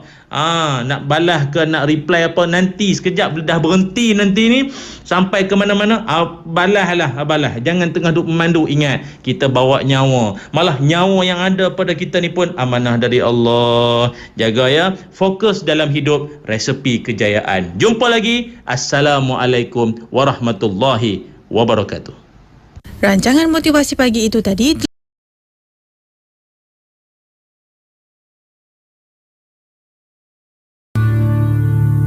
Mari bersama kita ikuti segmen motivasi pagi. Assalamualaikum warahmatullahi wabarakatuh. Bismillahirrahmanirrahim. Alhamdulillahirabbil alamin. Wassalatu wassalamu ala Rasulillah wa ala alihi wa sahbihi ajma'in. Amma ba'du. Alhamdulillah, syukur dan puji dipanjatkan kehadrat Allah Subhanahu wa taala. Dengan izin, ketentuan dan kasih sayangnya, dapatlah sama-sama kita bertemu dalam motivasi pagi bersama dengan saya, Ustaz Ilyas Ismail. Apa khabar semua rakan-rakan saya, pendengar-pendengar Radio IKIM yang saya muliakan, yang saya doakan moga anda semua dalam keadaan yang sihat. Apa jua yang anda lakukan beroleh rahmat, dan setiap kesulitan akan adalah jalan keluar baginya. Amin ya rabbal alamin, insya-Allah. Dan dalam kesempatan kali ini, saya nak kongsikan dengan semua kawan-kawan saya menerusi slot motivasi pagi ini satu tajuk yang mudah-mudahan ianya memberikan inspirasi kepada kita untuk menguatkan jiwa kita, membangkitkan hati-hati kita yang mungkin agak lemah pada ketika ini. Tajuknya ialah biarkan, jangan ambil hati. Biarkan jangan ambil hati. Biarkan, jangan duk ambil hati. Kisah ulama yang saya nak bawakan pada kesempatan kali ini iaitu Syekh Yahya bin Aksam At-Tamimi Abu Muhammad Al-Mawarzi, yang merupakan seorang ulama yang hebat. Sejak daripada remaja memang dikenali sebagai seorang yang cerdas, memiliki daya pemikiran yang tajam, yang mana ketika beliau masih lagi muda, Khalifah Al-Ma'mun melantik Yahya bin Aksam ini menjadi hakim agama, qadi di kota Baghdad. Dan pada ketika itu usia beliau tak lebih daripada 21 tahun. Masya Allah, muda. Dalam usia yang muda begitu telah pun diberikan tanggungjawab, diberikan amanah yang besar, dan hampir semua para menteri kerajaan sering untuk minta nasihat kalau apa saja keputusan ke apa saja yang nak dilakukan mereka, para menteri ini semua, beliau menjadi rujukan oleh pemimpin-pemimpin kerajaan pada waktu itu. Dan ini merupakan suatu kemuliaan yang dimiliki oleh orang muda Syekh Yahya bin Aksam. Namun biasalah para pendengar sekalian, setiap orang yang ada nikmat pasti akan ada pendengkinya. Kulli dzi ni'matin mahsudin. Setiap orang yang ada nikmat pasti ada orang yang dengki. Biasalah tuan-tuan, orang ada nikmat suara sedap, suaranya merdu. DJ Radio IKIM suara merdu belaka, penasyid pun ada. DJ Pian tu, suara merdu tu yang pagi-pagi orang ramai orang duk dengar tu. Kan DJ Hazwan ada, dan ramai lagi lah kawan-kawan kita yang lain di Radio IKIM tu. Orang suara merdu ada yang dengki, orang pandai bercakap ada yang dengki, orang pandai ataupun bijak dalam pelajaran ada yang dengki, orang pangkat tinggi jawatan besar ada yang dengki. Maka Syekh Yahya bin Aksam ni pun tak terlepas daripada keadaan itu. Satu hari ada satu orang ni, dia berniat untuk nak merendah-rendahkan Syekh Yahya kerana apa? Usia. Orang muda. Biasalah orang muda, ada yang tak puas hati, yang pandang rendah, pandang lekeh pada dia. Tapi yang menariknya, para pendengar sekalian, di depan orang ramai, dia boleh tanya satu soalan. Di depan ramai orang ni, laki-laki ni, dia tanya Syekh Yahya bin Aksam yang muda itu satu soalan. Apa dia tanya ketika di depan ramai orang ni? Dia tanya apa? Tuan Hakim, umur berapa? Tuan Hakim, umur berapa? Umur. Tuan-tuan, Syekh Yahya bin Aksam ini bila dia diajukan dengan soalan tentang umur, dia sedar ini soalan bukan soalan nak bermesra-mesraan, berkenal-kenalan. Tidak, ini soalan nak mengenalkan aku ni, ini soalan nak merendah-rendahkan aku. Tapi tak apa, dia seorang ulama, usia muda, hebat jawapan dia. Apa jawapan beliau?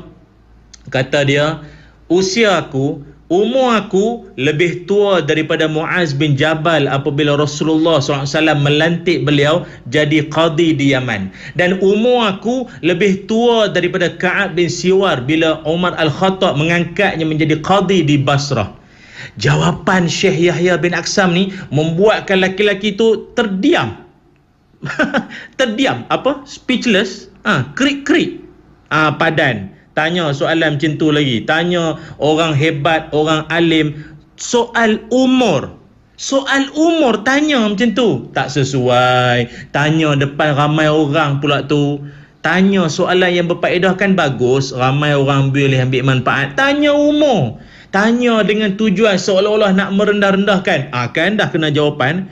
Jawapan dia tu jawapan orang berilmu. Jadi teman-teman, sahabat-sahabat yang saya muliakan, ini pelajaran penting dalam hidup kita. Biarkan, jangan duk ambil hati. Tengok Syekh Yahya bin Aksam ini sifatnya apa? Langsung dia tak ambil hati. Bila dia ajukan soalan macam tu, dia jawab. Tapi jawapan penuh hikmah, penuh kebijaksanaan. Tak ada nak left group, tak ada nak kecil hati, tak ada nak berjiwa tisu, tak ada. Jawab je lah, jawab. Tapi ini satu pelajaran, satu iktibar buat kita. Apa dia? Dalam hidup kita akan sering berhadapan ataupun dikelilingi oleh orang-orang yang memandang rendah pada kebolehan, bakat, kemampuan dan kelebihan yang kita ada. Tak kisah sama ada di pejabat ke, dalam berkawan ke, dalam kalangan adik-beradik ke, dalam kenalan-kenalan kita ke, akan ada orang akan pandang rendah pada kebolehan kita. Namun apa sikap yang perlu kita ada? Para pendengar sekalian, Radio IKIM yang saya muliakan, apa sikap yang perlu kita pegang? Biarkan. Apa orang putih kata apa? Ignore. Ignore je lah, jangan duk ambil hati. Yalah, awak seorang je lah pandai. Saya bukan pandai pun, sekolah tak tinggi sangat. Kerap makan kepala ikan dulu. Tak apalah, awak ambil lah jawatan ni. Jangan macam tu. Relax brother. Tenang. Biarkan, jangan ambil hati. Jangan duk merajuk, apatah lagi menengking-nengking. Duk buat keras kepala, duk hempah barang, kata tak puas hati orang nak rendahkan dia. Itulah manusia. Manusia di sekeliling kita macam-macam jenis orang. Ini cerita pengalaman peribadi saya lah. Saya ini pun jujur cerita, nak dibanding dengan kekanda-kekanda saya yang berceramah dalam dunia dakwah yang jauh lebih berpengalaman. Saya dulu bermula dengan usia yang agak muda juga berceramah. Dan di antara pengalaman-pengalaman awal saya dalam dunia dakwah, dalam dunia training, dalam menyampaikan seminar, di kalangan audiens saya ada yang pensyarah, ada yang doktor-doktor, ada juga yang tahap pendidikannya lebih tinggi daripada si bercakap ni, yang si penceramah ni. Tapi kita tenang dan tenang. Jangan bertenang. Kita diajukan soalan, mampu jawab, kita jawab. Tak mampu jawab, wallahu a'lam, minta maaf saya tak dapat soalan tersebut saya tak dapat nak jawab. Tapi saya akan cuba cari jawapannya dan saya akan bagi jawapan ni sesegera mungkin. Sebaiknya jawapan kita, jangan rasa macam orang ni nak merendahkan aku. Ya, kita tidak nafikan. Ketika kita berhadapan dengan ramai orang, kalau kita yang bercakap di hadapan, ada setengah orang macam-macam bila dia tanya soalan. Ada setengah orang dia mengajukan soalan sememangnya dia ingin tahu. Memang dia nak tahu jawapan tu. Ada pula orang lain bila dia aju soalan sebab dia nak test. Ustaz ni boleh tak boleh tak ni? Nampak gaya aku lagi cerdik pada dia ni. Ada orang dia nak test, dia nak uji kita. Kadang bila saya berceramah tu kan, ada orang tanya soalan. Bila saya jawab, dia kata, okey, betul Ustaz, betul? Betul. Tadi bukan dia tanya. Rupa dia dah tahu dah jawapan, saja nak test kita. Tak apa. Jangan ambil hati. Biarkan, jangan ambil hati. Atau ada orang dia tanya soalan sebab dia nak kalau boleh kita ulang balik konten ataupun kita ulang semula isi penting yang kita sebut sekali lalu dalam ceramah tadi, sebab mungkin benda tu tengah berlaku dekat kampung dia. Minta ustaz streskan sikit, tekankan sikit. Kalau dia yang cakap, orang kampung tak dengar. Ini ustaz bomoh luar cakap ni, dia dengar sikit mungkin. Jadi kita sangka baik dengan semua orang yang kita sedang berhadapan. Besarkan jiwa, hadapi dengan pelbagai kerenah manusia. Setiap cemohan tak menggoyangkan, setiap kritikan tak melemahkan. Jadi orang yang senantiasa optimumkan usaha, terokai pengalaman baru di saat kita masih muda. Kalau mungkin para pendengar sekalian, minda masih jernih, hafalan masih kuat, tubuh masih sihat, buat dan hadapilah pengalaman-pengalaman ini sebagai guru secara diam, mendidik kita supaya jangan mudah ambil hati maupun mudah untuk merajuk dalam apa perjuangan yang kita lakukan. InsyaAllah hidup kita akan semangat dan kita akan berjaya di dunia, bahagia di akhirat. Jumpa lagi. Assalamualaikum warahmatullahi wabarakatuh. Rancangan motivasi pagi itu tadi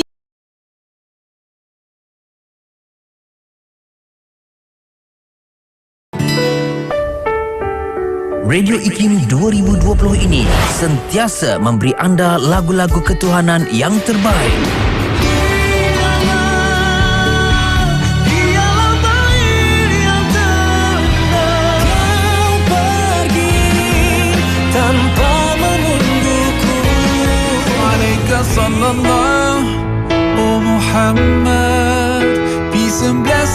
IKIM memberi anda lagu-lagu ketuhanan yang mengusik jiwa. IKIM, inspirasi Inforia Islami. Warna Pagi, IKIM, inspirasi Inforia Islami. Mari bersama kita ikuti segmen motivasi pagi. Assalamualaikum warahmatullahi wabarakatuh. Bismillahirrahmanirrahim. Alhamdulillahi Rabbil Alamin. Wassalatu wassalam ala Rasulillah wa ala alihi wa sahbihi ajma'in, amma ba'du. Alhamdulillah, syukur dan puji dipanjatkan kehadrat Allah Subhanahu wa ta'ala. Dengan izin, ketentuan dan kasih sayang Allah, dapatlah sama-sama kita bersua di ruang udara Radio IKIM bersama dengan saya Ustaz Ilyas Ismail dalam slot motivasi pagi. Terima kasih kepada semua rakan-rakan pendengar saban hari, saban pagi, saban petang mendengarkan Radio IKIM, khususnya dalam slot motivasi pagi ini. Dan insya-Allah saya akan kongsikan dengan anda semua satu tajuk yang menarik yang membuatkan kita akan rasa lebih menghargai tentang nikmat kehidupan, nikmat masa yang Allah Ta'ala kurniakan kepada kita pada kali ini. Dan seperti biasa, tajuk saya ini akan dikaitkan dengan kisah ulama-ulama yang boleh membangkitkan kesedaran kita dan kita akan merasa, ya Allah, jauh bezanya aku berbanding dengan orang-orang hebat terdahulu. Dan tajuk saya pada kali ini ialah siapa yang paling rugi? Ni tajuknya. Siapa yang paling rugi? Tuan-tuan semua, yang membezakan orang berjaya dengan orang yang tak berjaya ialah bagaimana mereka mengurus dan mengisi masa dalam hidup mereka. Sekali lagi saya ulang, kok ada yang nak buat ayat Facebook, caption dekat Instagram, elok. Jangan lupa hashtag motivasi pagi IKIM. Yang membezakan orang berjaya dengan orang yang tidak berjaya ataupun kurang berjaya ialah bagaimana cara mereka mengurus dan mengisi masa dalam hidup mereka. Dia kalau kita tengok orang-orang berjaya ini, masa dia dengan kita sama, tetap diperuntukkan 24 jam. Namun bezanya ialah sejauh mana mereka mengoptimumkan masa yang dikurniakan Allah ini sebaik-baiknya, membawa untung atau ke lembah kerugian. Dan seorang ulama yang saya nak kongsikan tentang bagaimana hebatnya beliau dalam menguruskan masa ataupun mencintai, menghargai masa sebaiknya. Dan nama beliau ialah Syekh Yahya bin Sharaf An-Nawawi. Sangat terkenal walaupun hidup beliau tidaklah panjang sangat, sekitar umur 45 tahun saja, namun beliau telah mewariskan karya tulisan ataupun ilmu yang telah dicurahkan yang begitu banyak sekali, dan buku-buku kitabnya menjadi rujukan sampailah ke hari ini. Salah satu daripada rahsia kejayaan Imam Nawawi ialah di mana bagaimana beliau sangat menghargai, menjaga waktu, membuatkan beliau ni seorang yang hebat. Setiap saatnya itu diisi dengan ilmu, ibadah, baca Quran. Baca Quran, ibadah, ilmu. Ibadah, ilmu, baca Quran. Itu je lah yang banyak beliau habiskan masa.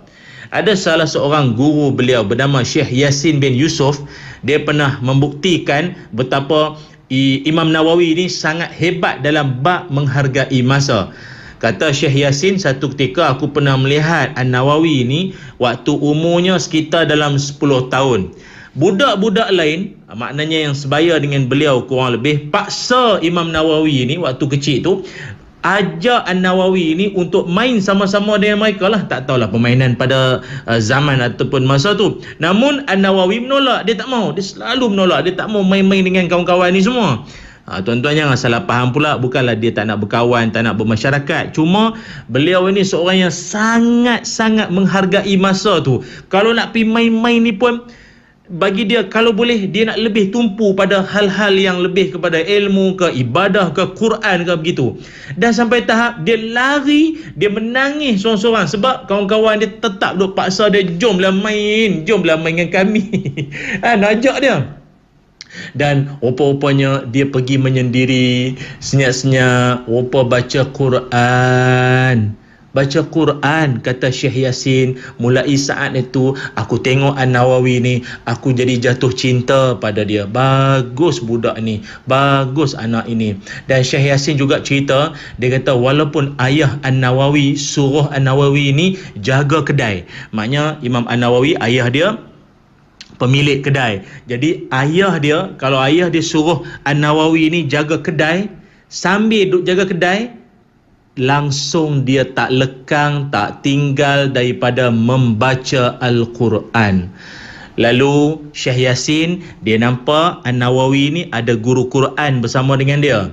Syekh Yasin pergi pesan pada guru Quran An-Nawawi ni, jaga budak ni baik-baik sebab satu hari nanti dia akan jadi ulama paling alim dan zuhud di masa dia. Jadi orang hebat satu hari nanti, kata Syekh Yasin pada guru Quran kepada Imam Nawawi rahimahullah. Ini hebat.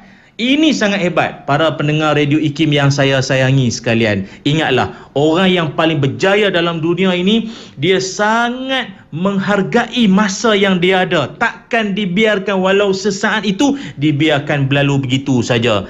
Ketika zaman muda, ketika usia tengah muda inilah kita kena sangat-sangat menggunakan masa ini dengan seoptimumnya. Sebab itu kalau kita tengok Ada orang dalam dunia ini kita pun kadang tak faham. Relax, tak rasa bersalah kalau buang masa melepek, duduk di kedai-kedai makan, secawan, pas cawan, pas cawan, secawan.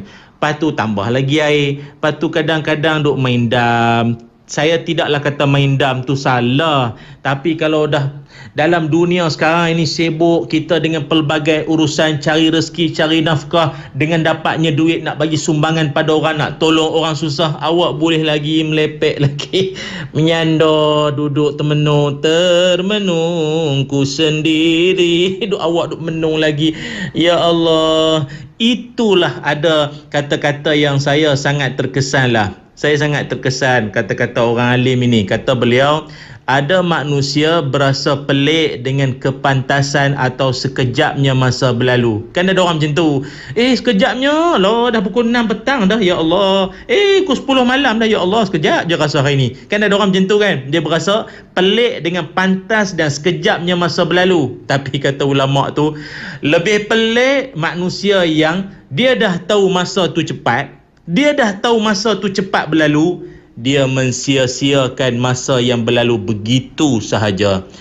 Rakan-rakan pendengar Radio IKIM yang saya sayangi sekalian, ingat, orang hebat takkan membiarkan masanya begitu sahaja. Imam Nawawi rahimahullah, umur walaupun setakat 45 tahun sahaja, 40 buah kitab telah beliau karang, beliau hasilkan. Kitab Riyadhus Salihin, kitab Al-Azkar dan banyak lagi karya-karya beliau. Imam Syafi'i rahimahullah ada menyebutkan umurnya ataupun wafatnya sekitar umur 54 tahun kurang lebih, namun 174 buah kitab telah beliau hasilkan. Yang paling besar sekali kitab karya beliau. Seorang ulama hebat menghargai umur masa yang ada. Siapa lagi? Syekh Ali Tontawi luangkan masa sehari 10 jam. Sehari 10 jam untuk baca kitab-kitab yang ada. Syekh Al-Biruni walaupun usia 78 tahun masih sibuk lagi dengan ilmu. Seorang pakar ilmu faraid, umur 78 masih sibuk lagi dengan ilmu. Sampai adalah orang kata kat dia, Tuan Syekh ni umur dah banyak, umur dah dah nak menjangkau 80 dah, patut rehat-rehat lah. Duk mengajar, duk belajar, duk belajar, duk mengajar, duk mengajar, duk belajar. Maknanya sudah-sudahlah tu kan, rehat-rehat lah pula kan, sibuk lagi dengan ilmu. Kenapa? Apa jawab Syekh Al-Biruni? Kata beliau, lebih baik aku meninggal dunia dalam keadaan berilmu daripada mati dalam keadaan jahil. Tu dia. Sentap jiwa kita dengar bahasa ayat orang-orang alim, orang soleh, orang banyak ilmu ni. Dia kata apa? Lebih baik aku meninggal dunia dalam keadaan berilmu daripada mati dalam keadaan jahil. Sibuk dengan ilmu sampailah ke liang lahat sekalipun, biarkan. Masya Allah, kawan-kawan, ini orang sangat menghargai umur, usia, jangka hayat yang dia ada, anugerah Allah Subhanahu wa ta'ala. Lalu ayo, gunakan masa kita yang ada, yang dikurniakan Allah ini dengan sebaiknya. Bangunkan keluarga kita, mantapkan urusan kerja kita. Kalau kita ada perniagaan kita ini, berikan ataupun sepenuh perhatian, minat kita pada kerja yang kita lakukan. InsyaAllah Allah sayang kita, mudah jalan ke syurga. Moga jumpa lagi. Assalamualaikum warahmatullahi wabarakatuh. Rancangan motivasi pagi itu tadi